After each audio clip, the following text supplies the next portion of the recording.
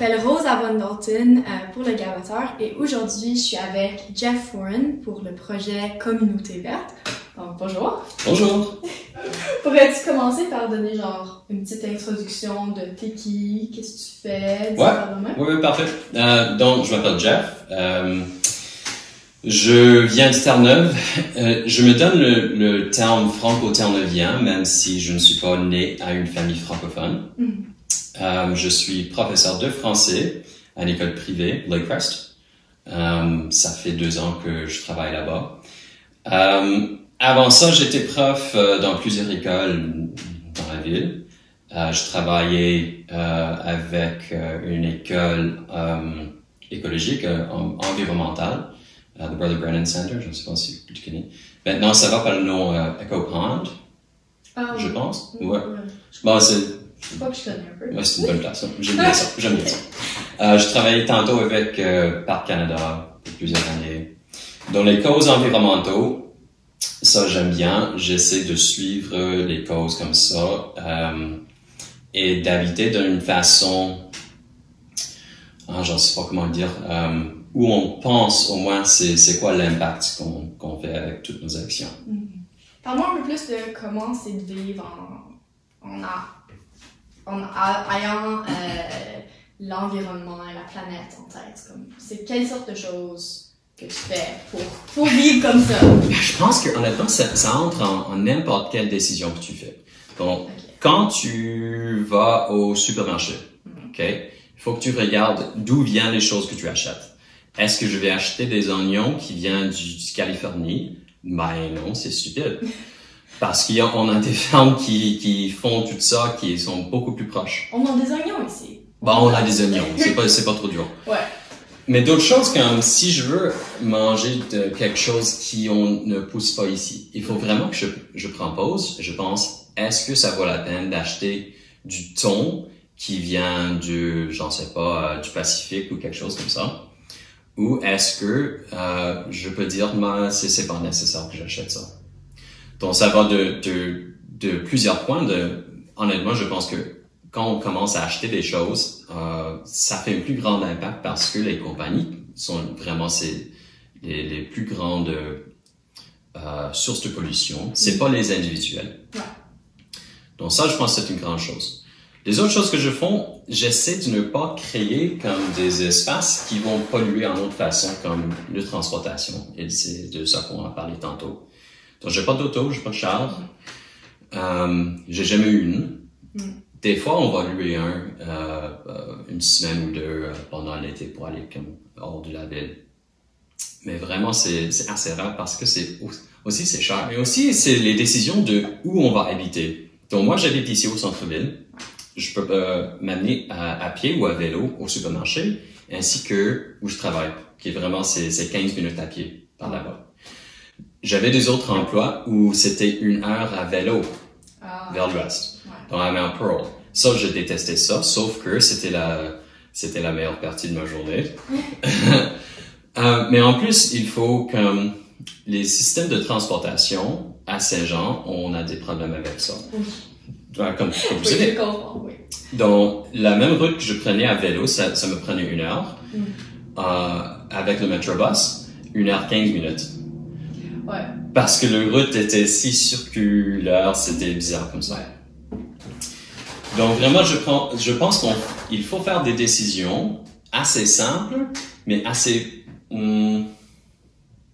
bien pensées, où on dépense notre argent et où on va essayer de habiter. Comment est-ce que tu es arrivé à un point où est-ce que tu te sens confiant à vraiment, dire, OK, je sais que ça, c'est bon pour l'environnement, que ça, c'est pas bon pour l'environnement, comme de vraiment être confiant dans chaque décision que tu fais, ou de où tu mets ton argent. C'était quoi le processus qui t'a apporté là? C'est presque impossible de toujours comme 100% confortable avec les décisions qu'on fait.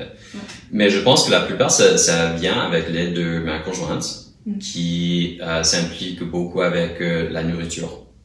Donc, elle était à un point chef dans plusieurs restaurants. Donc, elle me parle beaucoup d'où vient la nourriture qu'on mange. Donc, quand on entre dans le supermarché, moi, je vois, oh, j'aimerais bien avoir un peu de bœuf ou quelque chose comme ça. Et elle dit, non, ce bœuf, non, on va pas manger ça. Pourquoi? Parce que je connais comme la compagnie qui fait ce bœuf-là et ils ne fabriquent pas comme dans un sens éthical, c'est ça le mot, hein? Je crois. Donc, si on pense éthical, on pense aussi de c'est quoi l'impact environnemental d'un tel ferme ou quelque chose comme ça. Donc, vraiment, quand on a parlé tantôt de où on dépense notre argent, il faut qu'on pense d'un sens éthical, vraiment si ça implique les animaux, mais aussi avec les gens qui sont dans les champs, qui prennent les légumes et tout ça. Est-ce qu'ils sont traités d'une façon éthicale? Et donc, on aimerait beaucoup mieux d'acheter quelque chose qui vient de Terre-Neuve. Il y a autant de fermes qui fabriquent comme Haircut Beef, je ne sais pas si vous le connaissez. Mais c'est une petite ferme qui fait de la viande d'une façon vraiment éthicale et pas trop chère. Mais même si c'est un peu plus cher que ce qu'on achète dans le supermarché, ça m'est égal. Ouais. Parce que je sais que ça vient de moins de 100 km de Saint-Jean, ainsi que c'est mon cousin. C'est mon cousin qui travaille là. Ouais. Mais aussi avec les autres fermes qui sont dans la région comme Murray's, j'aime beaucoup acheter de Murray's ou de Mount Sion. Ben, c'est vraiment si on est capable de faire nos achats des choses frais assez proches de nous, pourquoi pas le faire? Pourquoi pas, ouais. Ouais. Ouais. Avec toutes ces choses-là, tout ce que tu achètes, est-ce que c'est plus cher? Est-ce que ça coûte plus cher de vivre? Ouais, bien sûr, ça coûte plus cher. Mais ça vaut la peine. Donc, par exemple, si je veux avoir des tomates, j'aime bien les tomates. Tabarnouche, j'aime bien les tomates. Je veux pas acheter une tomate qui s'est fait pousser en Californie, qui s'est mis sur un camion, qui peut-être ça va être gelé ou quoi. Donc, quand ça arrive à Terre-Neuve, est-ce que c'est une tomate d'une bonne qualité? Okay. Ça se peut que c'est moins cher, mais même si c'est 3 piastres, et j'achète un tomate excellent qui vient d'être enlevé du champ par Jeremy à Mount Sion, et c'est 5. Ouais. Ben, c'est comme, est-ce que je veux le tomate au Walmart ou est-ce que je veux le tomate qui a comme les anges qui chantent autour? Ouais. Ça fait combien longtemps que tu vis une vie un peu plus écologique, éco-responsable? J'aimerais dire que c'est toujours, mais ça, c'est pas vrai. Ah. Donc, et je veux rien dire comme négatif sur mes parents, mais eux, ils achètent d'une manière différente. Okay. Donc, vraiment, c'était une famille quand je me suis élevé, une famille Costco. Okay. Et comme ça, Costco, on achète trop et on peut voir que quand on achète trop, on ne le mange pas, puis on le met... on gaspille. C'est ça, exact. Et j'en sais pas, là, j'ai toujours eu l'idée que gaspiller, pourquoi ça on gaspille quelque chose? Et je suis le plus jeune de 3 enfants. Donc toujours, j'avais comme les vêtements qui n'étaient pas gaspillés. C'était la chandail de mon frère ou quoi que ce soit. Donc moi, c'était plutôt que, pour moi, c'était, jamais on gaspille. Toi, on te donne les choses de tes frères, mais mes frères ont toujours eu quelque chose de nouveau. Mais moi, je veux ça. Non, tant pis. Donc, je pense peut-être c'est l'influence de éviter le gaspillage. Probablement, c'est l'influence de mes amis aussi, de ma conjointe. Elle, vraiment, elle pense beaucoup de ça. Et quand on a dit tantôt qu'elle travaille comme chef. On veut rien gaspiller dans un restaurant parce que on vient d'acheter cette chose pour le vendre aussi. Donc, si on n'utilise pas tout, il faut que le prochain jour, on fait quelque chose avec. Donc, ça, c'est le spécial demain. Avec ta famille, pour les choses comme les vêtements, il n'y avait pas de gaspillage. Mais avec la nourriture... Mais avec la nourriture, oui, il y avait du gaspillage. Donc, c'était un peu, genre, une petite éclair dans ta tête, comme, pourquoi est-ce que c'est comme ça? Pourquoi? Absolument. Ouais. Mais ça aussi, je vois dans mes élèves. Donc, les jeunes, typiquement, ils n'ont pas, ils ne sont pas les personnes qui font les décisions de qu'est-ce qu'on achète. Alors, des fois, il y a du gaspillage entre eux parce que c'est pas quelque chose qu'ils ont une connexion avec. Ouais. Donc, c'est, encore, c'est un sandwich de tomates, je déteste ça. Alors, ils mangent la moitié, puis ils lancent dans le poubelle. Donc ça, je vois quand on gaspille n'importe quoi, c'est quelque chose dans mon cœur, ça fait comme briser. Ça fait mal. Pourquoi t'as fait ça? Pourquoi est-ce qu'on a fait pousser une tomate? Pour le mettre aux poubelles. Ouais. Donc, avec tes élèves, est-ce que en classe, tu essaies de leur apprendre pour comment vivre un mode de vie un peu plus écologique? Est-ce que tu inculques ça dans ta salle de classe? Ouais. Parle-moi un peu de ça. Absolument. Et présentement, ces 2 dernières années, c'est difficile. Parce que on ne partage rien, on ne peut pas se toucher, Donc, je vois que à Lakecrest, on prend... Et ça, c'est rien de négatif avec Lakecrest. J'aime beaucoup cette école. Ouais. Mais on a un programme de dîner où on prend des commandes d'un shop de pizza, comme 2-3 fois par semaine. Et donc, c'est chaque élève qui ont leur propre petite pizza avec leur propre petite boîte. Et alors, chaque personne mange leur pizza et met leur boîte dans la poubelle.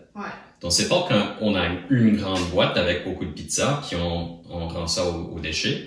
C'est chaque petite chose. Alors ça, de voir ce gaspillage de les choses dans le déchet, je déteste ça. Mais présentement, je ne vois pas qu'est-ce qu'on peut faire en autre de ça. Le différent. Ouais, c'est ça. Mais bien sûr, il y a des autres choses qu'on fait en classe. Comme par exemple, il y a un groupe, je pense que c'est les 6e années, qui règlent le compostage pour l'école. Dans l'école, il y a du... Dans l'école, ouais, c'est ça. Donc, je ne sais pas si les cafétérias vont ouvrir cette année ou non avec COVID. Typiquement, quand les cafétérias sont ouvertes, il y a un peu moins de gaspillage. Parce que je pense que les élèves, ils font leur propre décision de ce qu'ils vont manger, de ce qu'ils vont acheter. Et comme ça, si on peut promouvoir un peu, OK, tu as l'option entre ces 5 choses, les élèves vont choisir quelque chose qu'ils aiment, au moins. L'autre chose que j'ai fait il y a quelques années, il y avait des pommiers assez proches à une de mes écoles. Et donc, avec un classe de santé, j'ai pris les élèves, il y avait une vingtaine, juste pour les montrer, voilà, c'est une pomme. Wow, une pomme sur une hanche! Mais c'est pas dans un sac, à Sobeys. Ben non, c'est là. C'est sur un arbre. C'est sur un arbre. Et c'est différent quand on mange une pomme qui vient d'une arbre. Tu fais et ça tourne de couleur vraiment rapidement. Puis la plupart on dit, c'est pourri, on peut pas manger. Mais non, c'est juste que quand on l'achète dans le supermarché, ils font quelque chose, avec du radiation, quelque chose pour enlever. Quelque chose. Un processus. C'est ça. Ils mettent du magique pour que ça ne pourrit pas. Donc ça, c'est vraiment, c'était un moment de ouvrir les yeux pour voir, oh non, mais c'est pas que la pomme est pas bonne à manger. C'est juste que ça vient direct d'une arbre. C'est naturel. Ouais, mais des fois, les choses qui sont naturelles, les enfants n'aiment pas. Parce qu'ils voient que des fois, c'est laid. Comme j'ai dit, là, les jeunes pour la plupart, ils ne sont pas en charge de faire les décisions chez eux. Donc, leur donner un peu, comme juste une petite, leur même chambre. Si on est en charge de tout ça, que la lampe, durant la journée, je le débranche. Même si ça ne fait rien, ça fait commencer ce système de pensée de ce qu'on les choses que moi je peux faire. Ça commence genre la discussion. Ouais, ça commence le dialogue entre la personne et le monde qui l'entoure. Tu as parlé du jardin chez vous, mais vous avez mentionné que c'était un peu plus votre conjointe qui fait ça, mais as-tu quand même des petits mots à dire à propos du jardin? Oh, absolument. En plus du jardin, on a 2 jardins. On a un qui est à l'extérieur là-bas. C'est plutôt les herbes, du l'ail, les laitues qu'on pousse là-bas. On a un deuxième qui est un jardin communautaire, dont on a comme une grande boîte, effectivement, dans le jardin d'une amie. Et je pense qu'il y a 10 ou 12 autres personnes qui ont des boîtes pareilles. Puis là-bas, on peut pousser presque n'importe quoi. C'est un peu plus protégé, il y a plus de soleil. L'autre chose qu'on fait beaucoup, de la récolte en nature, dont les baies, les champignons, les choses comme ça. Donc on passe, je dirais, probablement 4 mois de l'année. Il y a des choses qu'on sait où chercher. Et ça, on récolte. J'aime bien faire ça. C'est de la nourriture qui est gratis, mon ami. Wow! Ouais. Tu fais du compost? Oui, ouais. Bon, comme on a dit, il y avait un compost qui était ici déjà quand on a commencé d'habiter dans la maison. Mais c'était un compost qui est attaché au sol. Okay. Et des fois, on voyait des trous creusés par les rats, puis on déteste ça. Donc, on a parlé avec notre voisin. Lui aussi, il avait un compost comme vraiment naturel, super hippie, qui était juste une grande pile de choses à l'extérieur de sa maison. Donc, on a dit, OK, pour éviter les rats, on va peut-être mettre notre compost ensemble dans le genre de... C'est comme c'est sur des 2 triangles, puis ça tourne. Mais c'est en haut du sol. Donc, c'est pas connu. Ouais. Donc, ça, on partage parce que vraiment, pour la plupart, c'est... Nous et notre voisin, ça fait seulement 3 personnes. Le compost partagé, le jardin communautaire, tu penses que faire des choses écologiques et bon pour la planète, c'est important de participer dans la communauté? Oui. Oui? Ah oui, absolument. On fait ça pour la communauté. C'est quoi une communauté? C'est un groupe de personnes. Voyons que la planète, c'est une grande communauté.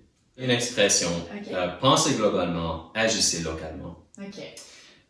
Mais honnêtement, quand on pense globalement, vraiment, c'est comme l'idée que toute notre planète, c'est une grande communauté. Donc, chaque chose qu'on fait a un impact sur tout le monde. Donc, si on peut faire quelque chose avec nos amis, avec nos voisins, avec nos familles, ça devient plus facile. Est-ce que tu penses que lentement, avec des projets communautaires comme des jardins partagés, des choses comme ça, est-ce que tu penses que peut-être au moins ici à St. John's, la mentalité commence à changer un peu? Ouais, j'aimerais pas dire que c'est St. John's qui fait ça, parce que comme ça on a entendu une autre comme les Townies contre les Bains qui font les Townies sont plus écologiques, ils font quoi. Et ça je pense pas que c'est vrai.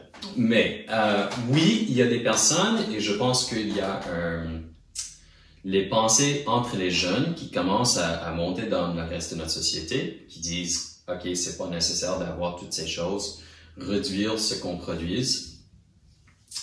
Réduire les opportunités de polluer, des choses comme ça. Mais on est humain, là. Des fois on oublie, des fois on fait des erreurs. Ouais. Et tout le monde veut aller en Floride pour voir le soleil. Ouais. Donc même moi, je viens de prendre un avion pour aller à Halifax pour visiter de la famille. Et j'ai pensé, combien ça coûte comme dans l'atmosphère d'aller juste à Halifax et retourner. 2 personnes, et j'ai calculé ça à l'Internet, 2 personnes, aller-retour, c'est à peu près 1 tonne de charbon. Comment est-ce qu'on dit ça, CO2? Quand on dit, on peut calculer comme c'est quoi le montant de pollution qu'on met. Et ça, vraiment, c'est comme, j'ai regardé ça et j'ai regardé le reste de ma vie. Ça fait 2-3 ans que je n'ai pas pris un avion. Et donc, cette petite voyage de 1h30, c'est la même quantité de pollution là que j'ai fait dans les 3 années précédentes de juste habiter en ville.